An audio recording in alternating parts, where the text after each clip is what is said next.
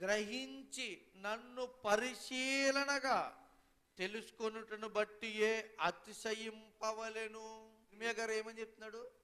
దేవుడంట నన్ను తెలుసుకోవడం పరిశీలనగా తెలుసుకోవాలంట. అంతే కదా, దేవుని గురించి. అందుకని తండ్రి, కుమార, పరిశుద్ధాత్మ గురించి ఈనాటికి ఒక సందిగ్ధమైన వాతావరణమే క్రైస్తవ ప్రపంచంలో ఉంది. దేవుడు ఒక్కడేనా? ఒక్కడే. తండ్రి, కుమార, పరిశుద్ధాత్మలు ఉన్నారా? ఉన్నారు. మరి ముగ్గురెలా? ఇవన్నిటిని గూర్చంట మనిషి ఏం చేయాలి?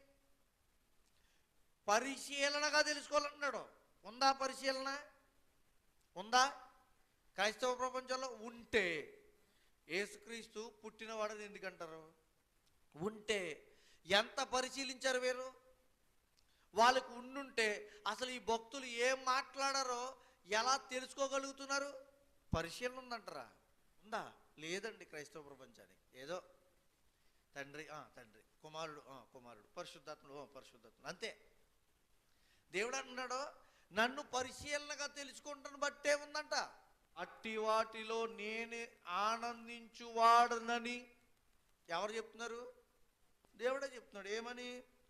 నిజంగా దేవుడు ఆనందపడాలి అని అనుకుంటే నువ్వు ఆయన్ని పరిశీలనగా తెలుసుకోవాలంట.